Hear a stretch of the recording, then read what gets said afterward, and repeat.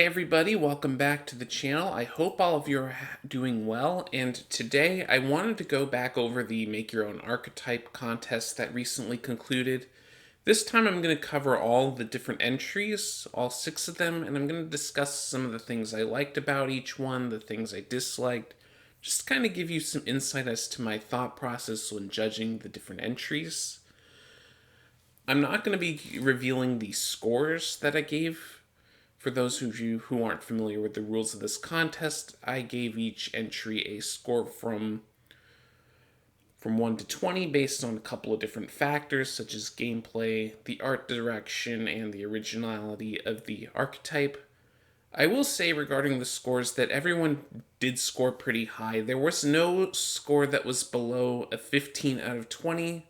That said, there were also no scores that were a perfect rate 20 out of 20 either, but still everyone did pretty well in the judgment phase, so props to all of you. Definitely thank you for participating in this contest. And with that out of the way, let's get into the first entry. I'm going to start briefly covering the Shattered Sea archetype by Levair. I've already covered this in a separate video discussing the winner of the contest, and so I'm not going to spend too much time on these here. So if you want to see more about this archetype, you can definitely check out the previous video I did on the subject where I go over the winner and I break down all the cards from the winning entry. But like I said in that video, it's a pretty interesting archetype centered around this shatter mechanic where cards gain additional benefits when they're discarded if they have the shatter ability. And you also have cards that take advantage of cards that have shatter, like Bubbles Foamy Feline, and other ways to really utilize your discard pile in interesting ways. Again, the artwork is very nice.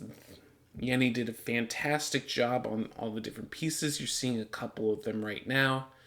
And I definitely like the individual card designs of a lot of these as well. They definitely provide some interesting effects on the table. I think one of my favorites is the little octopus mech that was designed for the archetype as well. Pretty interesting. It's a card that allows you to discard a modifier action when it attacks and then attach another one from your discard to enable it to attack a second time, which is a nice little finishing card that you can have in a deck or like any kind of machine equipment based deck. The only real sticking point was that the characters themselves aren't really are unified by a specific character type. As you can see from the few examples on screen, they all have their own unique character types. So that was kind of the one sticking point I had with this. But other than that, that was the Levair and Yanny did a pretty good job on this. So, and with that being said, I'm going to move on to the second one. And that second one is SethG's Ragtime Rodeo archetype. This is an archetype, as you might guess, is themed around the American rodeo, and its centerpiece is a character card named Nate Stone. He's a character with the taunt ability, meaning characters are forced to attack him. And he has a pair of abilities where the first one, you get to place what are called rodeo counters on him whenever one of your other Ragtime Rodeo characters is knocked out by an ability or card effect. And then you can remove 8 of those rodeo counters from him to deal 15 damage to an opponent. So it's a nice big payoff for accumulating lots of rodeo counters onto him. And the rest of the characters in this archetype have ways of generating additional rodeo counters onto Nate Stone. You have Saddle Bronc, which allows you to knock out an additional character in play of the archetype when it's knocked out, which is another way of generating counters. You also have Full Metal the Bull, which allows you to pay an additional cost when you put him into play to put an additional 2 rodeo counters onto one of your characters, most likely Nate Stone. And there's also the Champ's Belt that lets you give one of the characters in archetype an extra 2 defense, as well as 2 additional counters. So there's plenty of ways to quickly generate counters onto Nate Stone himself. I really like the gameplay of this archetype. I think this was definitely the one I enjoyed the most of all of them from a gameplay perspective. And it also happens to work well with some of the other discard effects in the game too. Like you have cards like Sheldagoth the Summoned, who can take advantage of all those knocked out characters, giving him fodder to reduce his cost, which can give the deck an additional late game threat in addition to Nate Stone's burn damage effect. You'll see with quite a few of these archetypes that a lot of them do focus on the discard pile, including the winners, so all of them could really take advantage of effects like that. And I will say, like, as far as like the archetypes go, this one was definitely a close second for me. I think the only other sticking point on this archetype too was Nate Stone himself also having taunt. With the other characters in the other three characters in the archetype having taunt themselves, if Nate Stone also has taunt, your opponent's probably just going to remove him first through combat, especially seeing he can do that 15 burn damage. They're definitely going to want to get rid of him as soon as possible. So I think what I would have changed was removing that taunt from Nate Stone and just keeping it on the other characters. That way they'd still have to remove it, but they'd have to do so with other methods like a removal action. It would kind of be a way to protect Nate Stone as well. But yeah, that's the first one, and I will say if I had to choose a second archetype in addition to the winner, I think this would be a big candidate for that. That would be my close second for this. Next, we have the TheAbyssGarden's Here Be Fluffs archetype. This is an archetype themed around the Fluff token, which is a 0-cost character I have that basically when it's knocked out by battle, the player doesn't lose life. It doesn't have any stats, but these Fluffs do have stats. They all have 0 attack, but they all have varying levels of defense. And speaking of defense, you have characters that... Part of the theme of this is that you can attack with your defense stat. Thorny Fluff is a character with the ability that allows other characters you control to attack using their defense stat. And there's definitely a lot of great individual card ideas as well here. You got Carried by the Wind, which is a counter action for 1 power that allows you to return a character your opponent puts into play back to their hand. Cuddly Fluff can become a modifier when it's knocked out that can attach to opponent's character to make it a 0 attack, 3 defense. Oracle Fluff allows you to play cards from the top of your deck. And finally, you have Love Bomb, which allows you to knock out all characters with 4 attack or more for just 5 power, which wouldn't, if it were implemented, would probably make it the best board wipe in the game if it were there.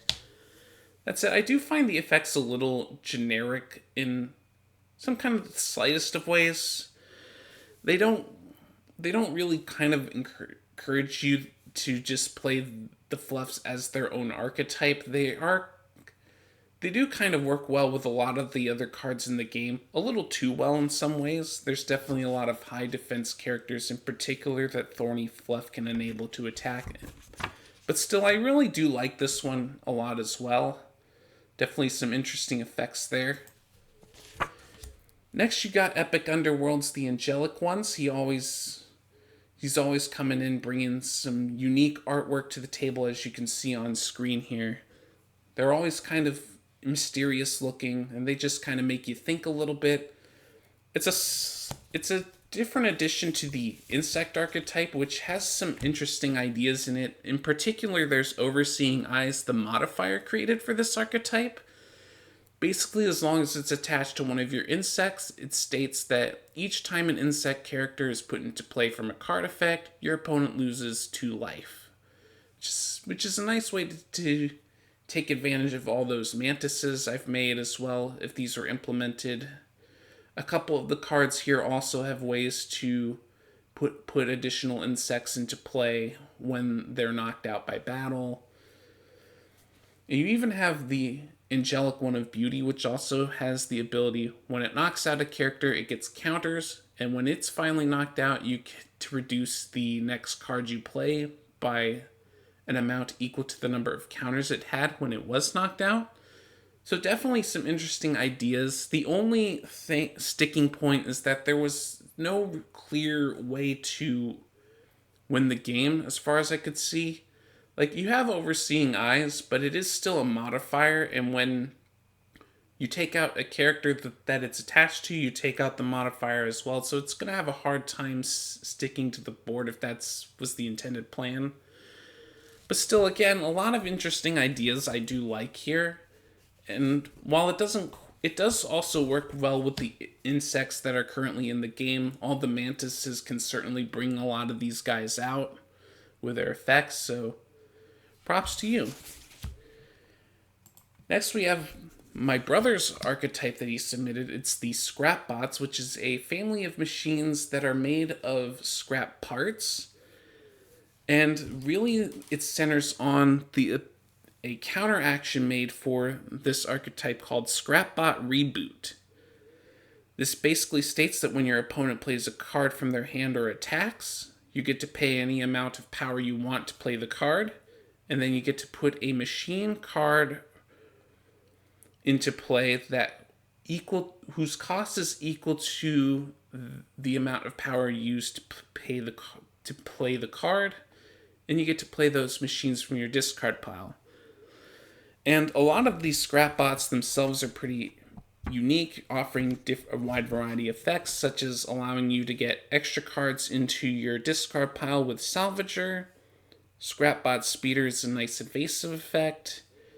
Scrapbot Defender has the taunt ability, allowing you to protect your board a little bit. Scrapbot Brittle Bomb is a nice piece of removal, which it can enter play. You knock it out to knock out two of your opponent's characters, which is very powerful. And then you have the Scrapbots Chimera and Heavy Artillery, which both allow you to play additional machines from your discard pile, which provides extra ways of getting them besides Scrapbot Reboot. Now, all these characters have the Rebuild ability, which states that you can't play the card from your hand, but you do have the option of paying 1 power to discard those cards and either draw a card or add a Scrapbot from your discard pile to your hand. So a lot of the characters can essentially cycle themselves in a way, which does lead to kind of the issue of this archetype might not being used quite as intended. Instead of just like playing the Scrapbots by themselves, players might just use like their rebuild abilities to discard them to draw cards and just use that to fuel their discard piles for things like Sheldagoth, which is definitely kind of a way you could play this, but other than that, this is definitely an interesting archetype, and if it were to have won, I would definitely be interested in seeing how it plays, especially since it's hard to get a lot of the cards into play through normal means. It would definitely have been interesting to see. Final one is by Soda. This is the King in Yellow archetype, which is inspired by a collection of short stories by Robert W. Chambers. That's a character in one of those stories. And this archetype is centered on characters with Leech, which it doesn't appear on a lot of the cards. There's only like one modifier that gives Leech currently in the game, so him taking that approach is also pretty cool. Also worth noting is that 3 of the 5 cards here are action cards, so additional props for making a more action-focused archetype. And I also do like the little moody art style to match here. It's pretty cool as well. There's also the one sticking point that some of the cards don't quite work within the rules of the game, and this was one of the main reasons this didn't win. Some of these aren't too bad, like Carcosa could still work, which allows you to, whenever you gain life from a leech effect, you can give another character leech until end of turn, which would still work if you had effects that gave you extra attacks in a turn, because if you're familiar with this game's rules, you can only attack once per turn. But really the big sticking point is dual emotions, which I'm not quite sure how it's supposed to work from reading it. I'll read it to you, the effect as it's written on the card right now, because it's a little hard to see. I'll definitely, on the next slide, I'll give you a closer look at some of these artworks, because I think they're still pretty good, as you can see from these two.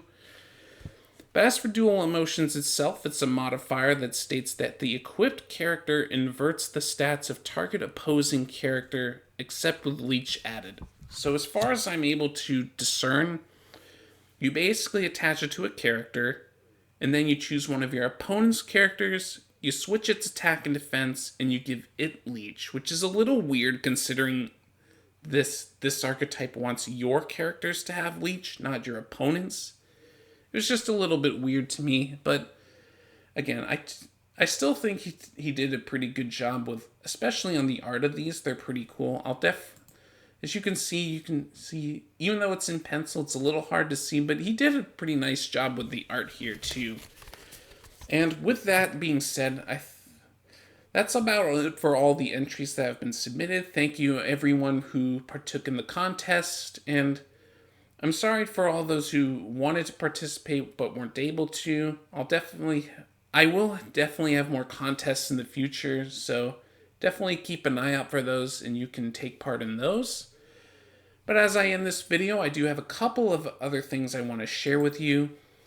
One of the big things is the next Discord game day is coming up soon. It's going to be Saturday, October 11th.